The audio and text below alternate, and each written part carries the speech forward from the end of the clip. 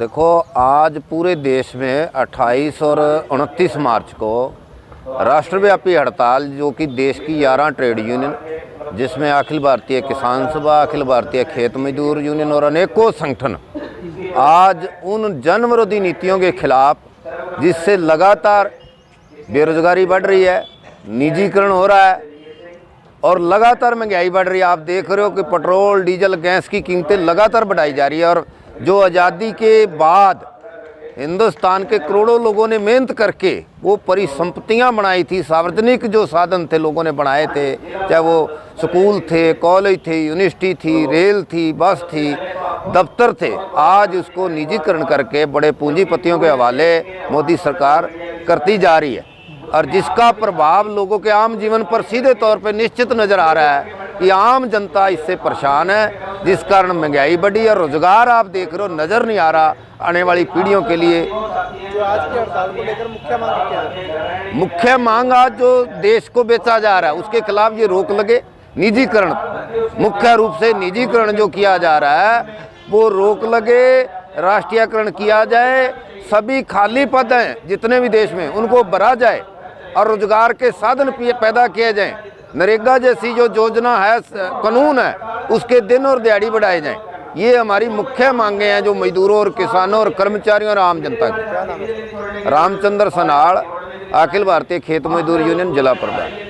Sir, जो आज की राष्ट्रव्यापी हड़ताल है उसके बारे में आपका क्या कहना है? सर, ये आज पूरे हिंदुस्तान में 10 ट्रेड यूनियन है जो सारी की सारी इस हड़ताल के अंदर शामिल है।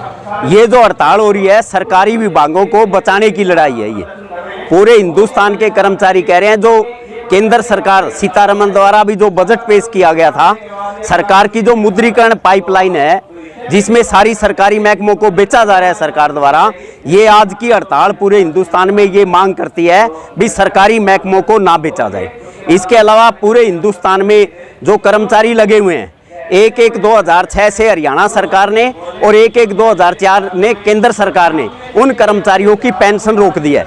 तो आज की ये हड़ताल ये कह रही है भी कर्मचारियों के ऊपर पुरानी पेंशन स्कीम बहाल होनी चाहिए, जो नई पेंशन स्कीम है उसको बंद किया जाए। इस नई पेंशन स्कीम में कर्मचारियों को कोई फायदा नहीं है, उनकी तनख्वाह में से 10वां हिस्सा कटता है हर महीने और वो 4 फंड मैनेजर है, पूंजीपति है, जो उनके खातों में वो पैसा जाता है, वो शेयर बाजार में लगाते हैं। कर्मचारी और सरकार दोनों को उसका नुकसान है उस पैसे का।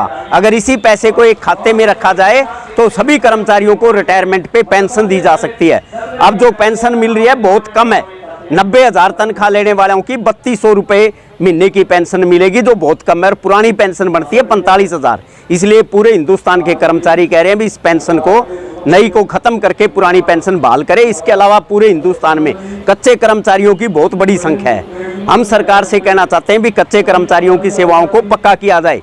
हरियाणा की आज जो जनसंख्या है वो 3 करोड़ है और 3 करोड़ जनसंख्या पे कम से कम 12 लाख सरकारी कर्मचारी चाहिए, पर आज हरियाणा में 2,45,000 रेगुलर कर्मचारी है, 1,62,000 कच्चे कर्मचारी है, 4 लाख कर्मचारी बनते हैं और हरियाणा में जरूरत 12 लाख की है, तो 8 लाख नए बच्चों को रोजगार दिया जा सकता है। तो आज की जो ये हड़ताल है ये मांग करती है भाई 8 लाख नए लोगों को हरियाणा में रोजगार दिया जाए।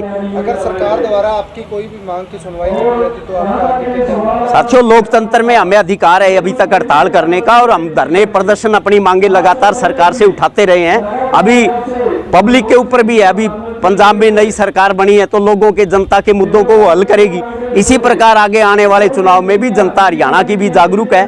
अगर इस सरकार ने कोई ऐसे कदम नहीं उठाए जनता के हक में तो ये सरकार को बदलने के लिए भी बाध्य होंगे और सरकार को इनकी मांगों को मानना पड़ेगा। क्या नाम है सर आपका? राजेंद्र प्रसाद, राज्य कोषाध्यक्ष सर्व कर्मचारी संघ हरियाणा।